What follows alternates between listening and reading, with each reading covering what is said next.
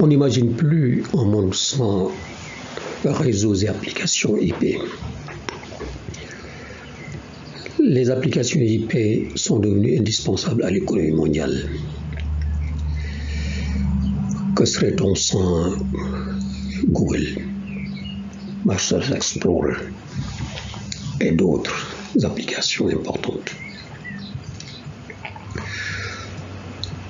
Il n'en demeure pas moins que le modèle économique des OTT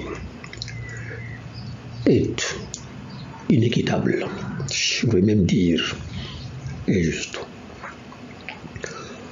OTT OVNO, destruction de la valeur des sociétés exploitant des réseaux de télécommunications. Voici comment des applications comme WhatsApp, mais ce n'est pas limité à celle-là seulement, génèrent dans les réseaux réels des besoins en ressources auxquels ceux-ci n'auraient pas eu recours autrement pour offrir les mêmes services. Nous avons élaboré une trilogie afin d'illustrer par des calculs sans complaisance ce qui, pour de nombreux opérateurs, relève désormais d'une mystérieuse évidence. Voici donc le premier épisode de cette trilogie.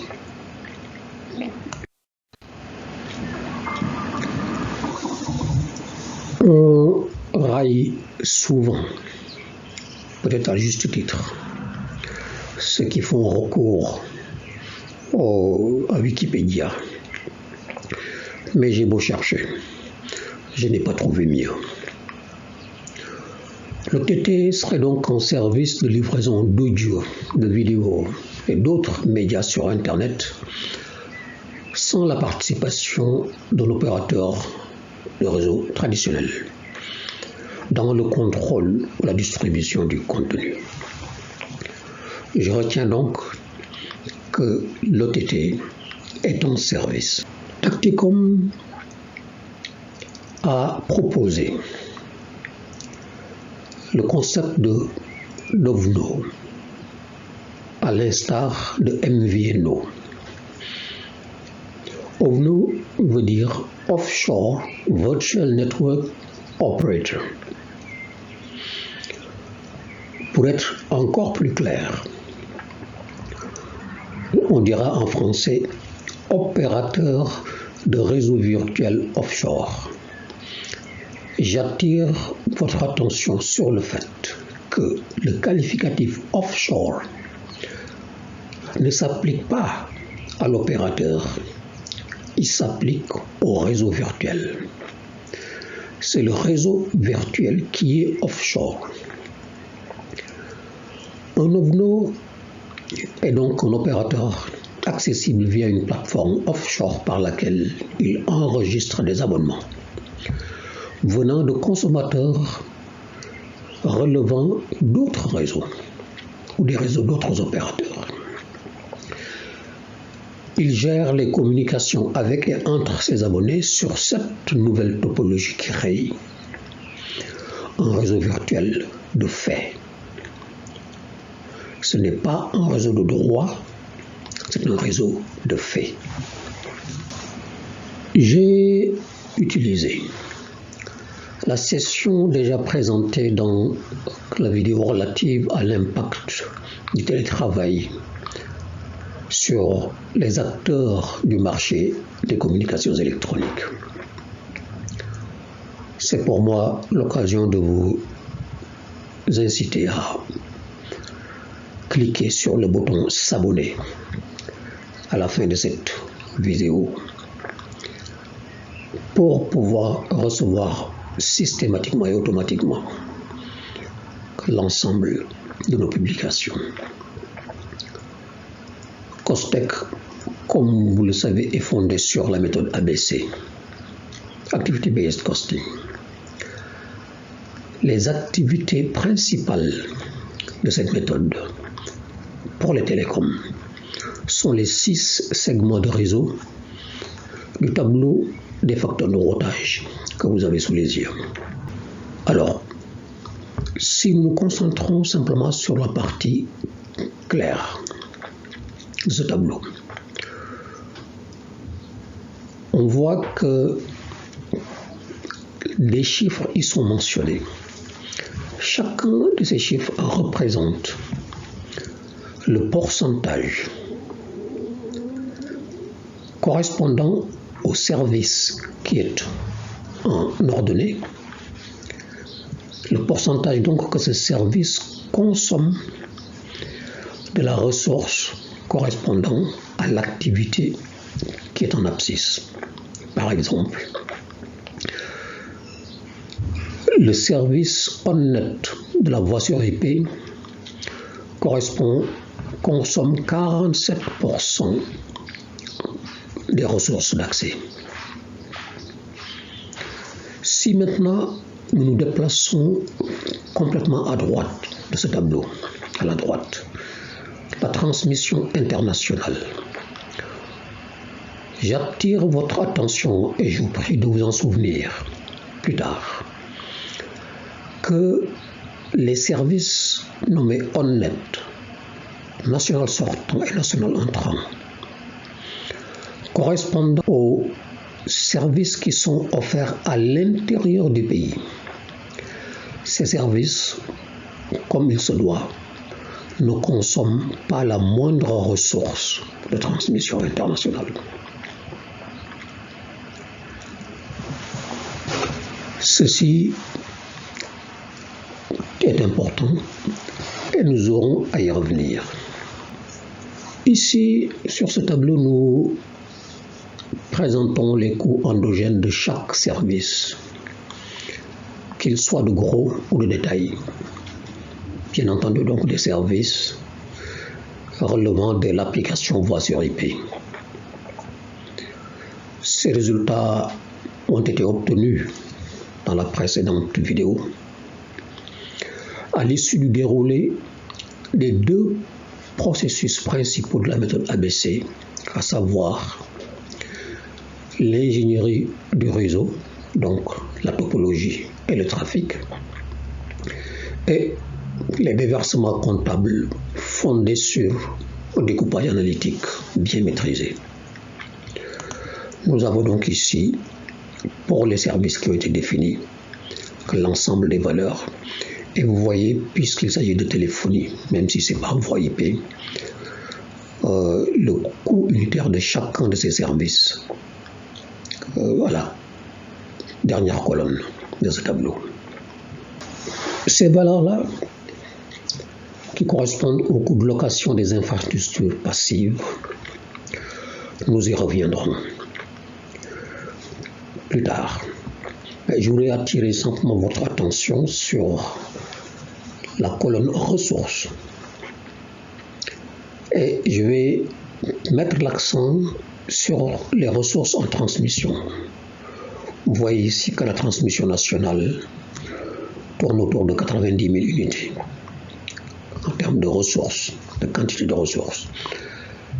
Que la transmission domestique et la transmission internationale correspondent à peu près à 5 millions d'unités chaque.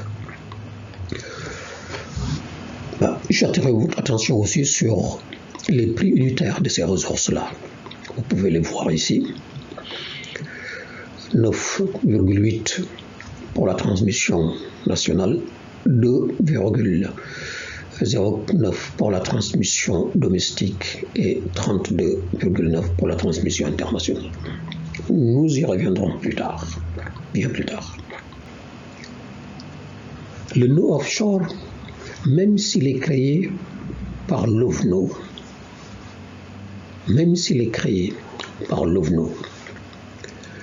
et fait partie intégrante du réseau de l'opérateur local, celui pour lequel les calculs sont faits. Même s'il est basé à Londres, comme nous l'avons proposé ici. Nous avons choisi Londres simplement pour souligner à grands traits le phénomène que nous allons démontrer par des calculs. Il n'en reste pas moins que ce n'est pas du tout un choix fait par l'opérateur local. En réalité, l'opérateur local ne sait même pas que ces infrastructures sont utilisées dans le cadre d'un réseau virtuel offshore. C'est l'OVNO qui en décide et il en décide seul.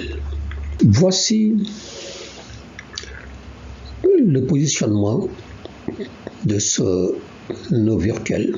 Vous savez, donc c'est le premier commutateur en jaune, complètement à droite et en bas, que nous avons placé au-delà de la frontière qui est matérialisée par la descente du faisceau satellite. Et donc nous l'avons situé à Londres, où il existe un opérateur international que nous avons appelé United Kingdom Telecom, bien entendu, qui lui a une connexion tout à fait formelle et officielle avec l'opérateur local pour lequel les calculs sont faits. L'OVNO doit maintenant donc en fait créer son réseau, mais pour ce faire, il faut qu'il se connecte donc sur l'international. Il le fait en créant simplement une liaison spécialisée qui le relie à United Kingdom Telecom. Et pour annihiler l'incidence de cette liaison sur les calculs que nous allons faire plus tard, nous avons logé l'OVNO dans les locaux de United Kingdom Telecom pour que la distance soit nulle. Donc le coût de transmission additionnel, le coût de cette liaison spécialisée sera nul. Autrement dit, les coûts que nous allons voir par la suite ne sont que des coûts encourus par l'opérateur local, celui pour lequel les calculs sont faits. Vous noterez que, quand même, United Kingdom Telecom sera payé par l'OVNO. Si l'OVNO emprunte d'autres passerelles avant d'arriver donc au réseau de l'opérateur pour lequel les calculs sont faits, les exploitants de ces passerelles seront payés aussi par l'OVNO. Le seul qui n'est pas payé, c'est l'opérateur local, celui pour lequel les calculs sont faits.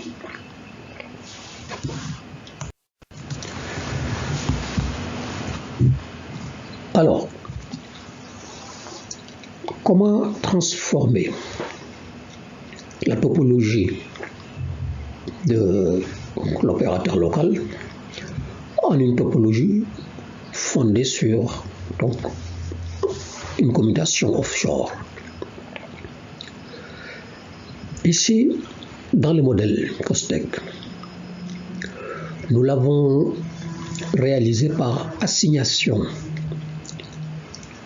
comme étape obligatoire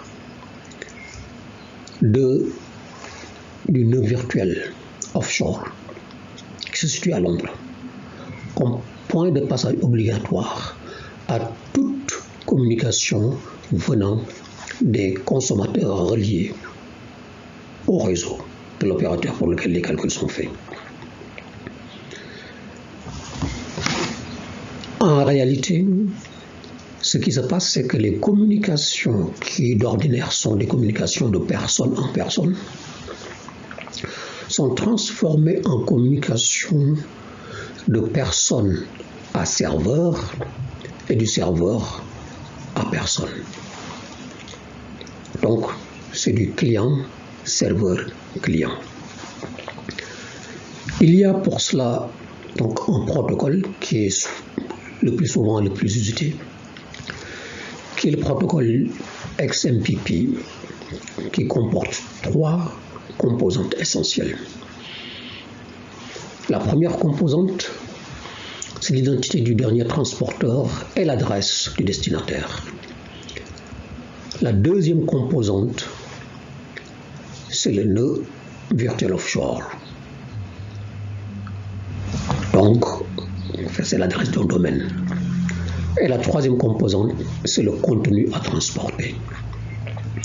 Bien entendu, ce que nous avons montré ici est donc un raccourci, car si le masternode de l'OVNO est consulté au début de la communication, il peut assigner celle-ci à un nœud virtuel différent en fonction de l'adresse du destinataire. Mais cela ne change absolument rien au fond du problème. Vous vous souvenez d'ailleurs des fameux supernodes de Microsoft pour soutenir Skype. Ça ne s'est pas fait exactement comme ça, mais le masternode assigné à un ordinateur quelconque du réseau qui est utilisé de façon constante et permanente, lui assigner automatiquement la fonction de commutateur de relais. Ce qui fait que donc, vous pouviez voir votre ordinateur tourner de façon compulsive, sans pour autant que vous ne touchiez à quoi que ce soit. Évidemment, c'était totalement injuste. Des plaintes ont été levées et Microsoft, en principe, a mis fin à cette pratique. Mais encore une fois, personne n'est jamais consulté lorsque ce genre de choses arrive. Lorsque un client local de l'opérateur pour lequel les calculs sont faits installe sur son smartphone une application de l'OVNO, par exemple WhatsApp, ce qu'il fait en réalité, c'est qu'en cliquant sur le bouton « Accepte », il s'abonne au réseau virtuel de l'OVNO qui lui assigne pour chaque appel un serveur de connexion qui devient un point de passage obligé situé hors du pays. Tout cela se fait à travers le réseau de l'opérateur local pour lequel les calculs sont faits et qui n'est même pas consulté et qui pourtant va en supporter toutes les charges. Le nœud de l'OVNO, le nœud virtuel offshore, vu du réseau de l'opérateur local, est un centre de transit. Il n'est ni source ni puits de trafic. C'est donc exactement le même flux de trafic qui est traité. Les valeurs que vous avez sur ce tableau, notamment à la dernière ligne, montrent que la contribution en trafic à l'heure chargée, donc du nœud virtuel offshore, est rigoureusement nulle. Qu'est-ce qui arrive lorsque une communication honnête est demandée par un consommateur? Nous avons ici deux terminaux. L'un est connecté sur le nœud D2, l'autre sur le nœud D4 de l'opérateur pour lequel les calculs sont faits. Les nœuds D2 et D4 sont reliés par une liaison. Donc, lorsque le consommateur en question utilise son terminal et passe un appel au terminal qui est connecté sur D2, les paquets qu'il émet sont captés, reçus par D2 et analysés. D2 va analyser ces paquets. Il voit d'abord que le destinataire n'est pas un des consommateurs qui sont connectés sur lui-même.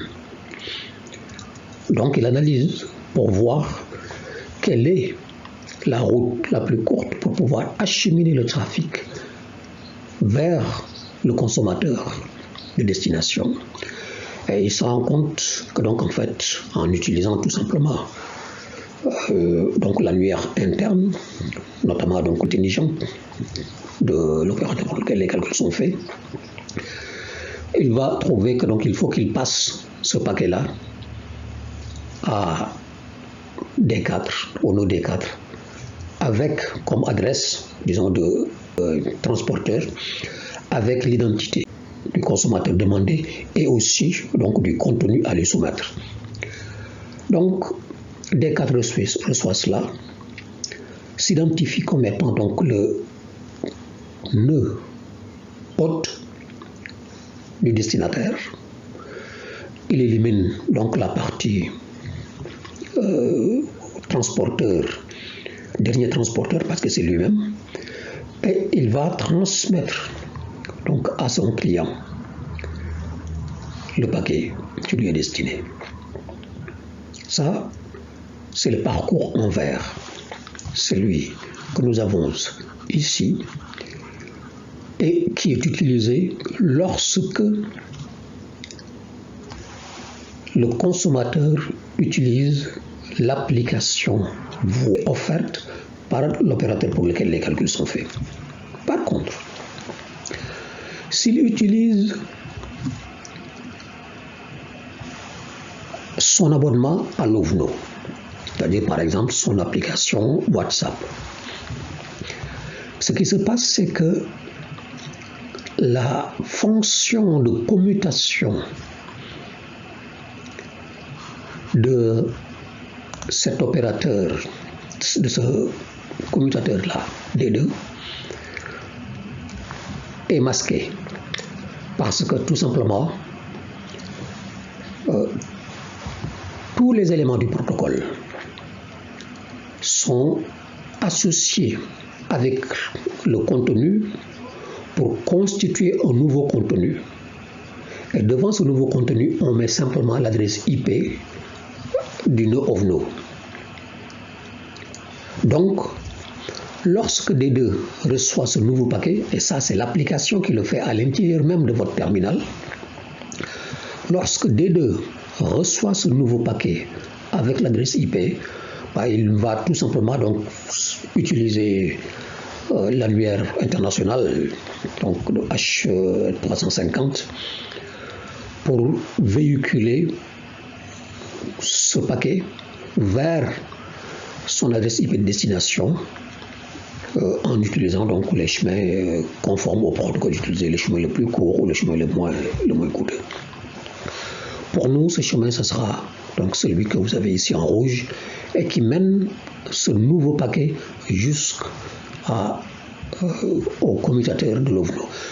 Lui, par contre, contrairement à D2, il a toutes les capacités pour pouvoir ouvrir le paquet complet, en fait le nouveau contenu, il va l'ouvrir. Et dans ce nouveau contenu, il y a le contenu initial, mais il y a aussi les informations d'adressage de destination. Donc, il va analyser cela et trouver qu'il faut qu'il soumette cette communication-là, enfin ce paquet utile, donc à ce commutateur, à ce destinataire-là. Et donc pour cela, il emprunte en fait la voie en rouge du bas pour arriver jusqu'au destinataire. On peut aisément, en comparant tout simplement la longueur du parcours vert à la longueur du parcours rouge, sans faire de calcul trop compliqué, se rendre compte qu'il y en a un qui va coûter beaucoup plus cher que l'autre. Je ne vous dirai pas lequel, enfin vous le saurez, vous le savez déjà.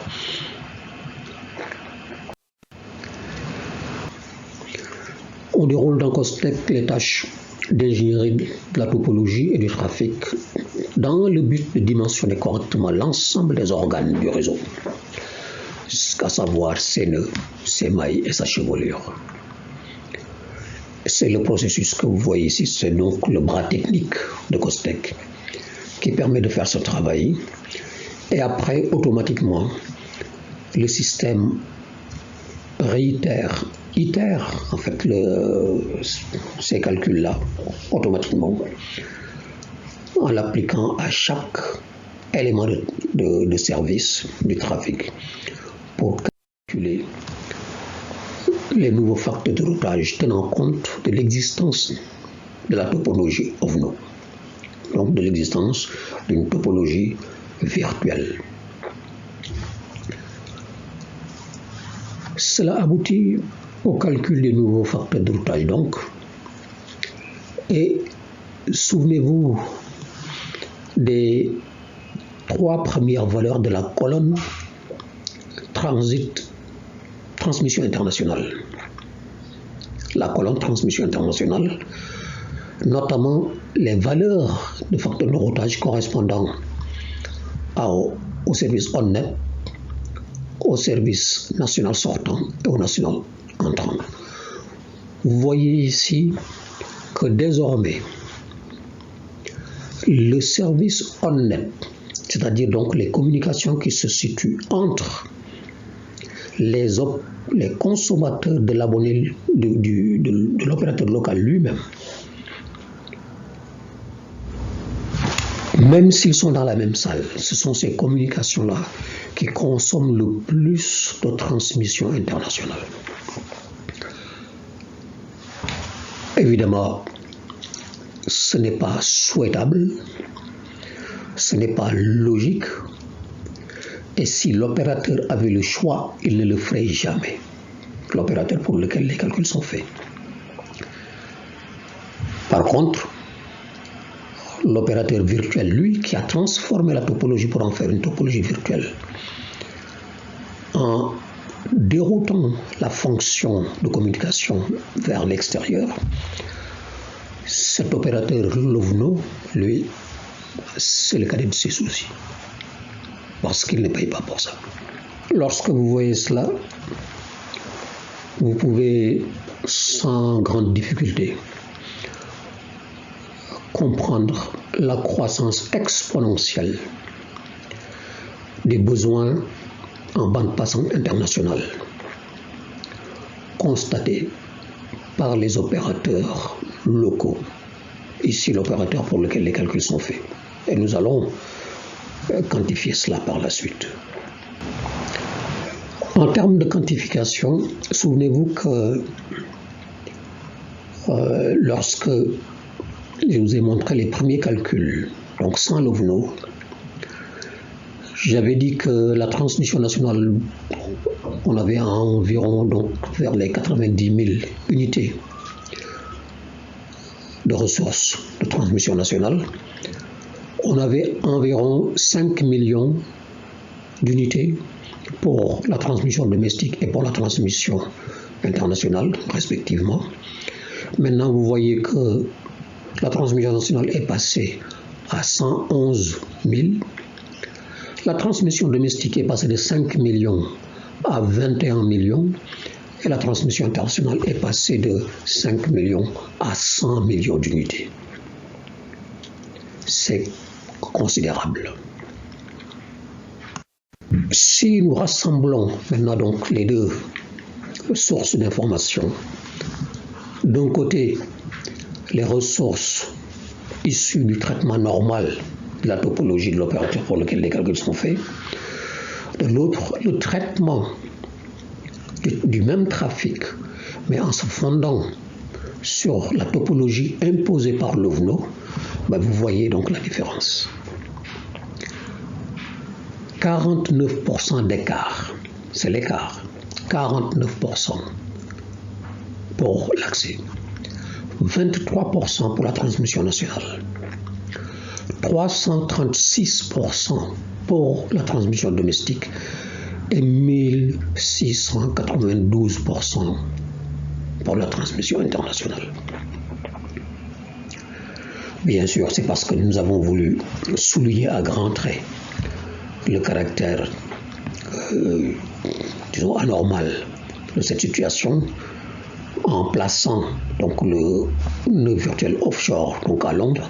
Ça aurait été un peu plus près, donc cette valeur-là serait plus faible, mais le fait est là.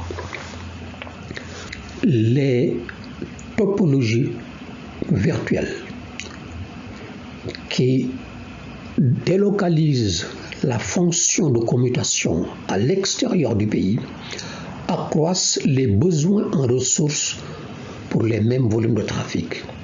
Et ces besoins en ressources-là, c'est l'opérateur local qui doit les satisfaire. La pression exercée sur ces opérateurs est donc immense.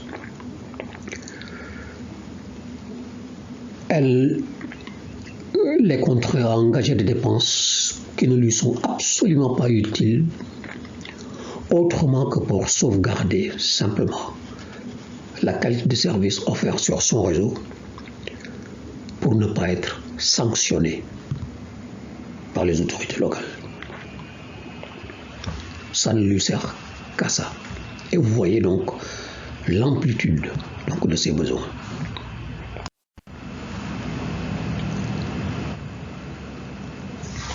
On peut aisément imaginer que cela aura un impact sur le coût des services. Mais l'opérateur pourra-t-il les répercuter? Et si oui, à qui les répercutera-t-il?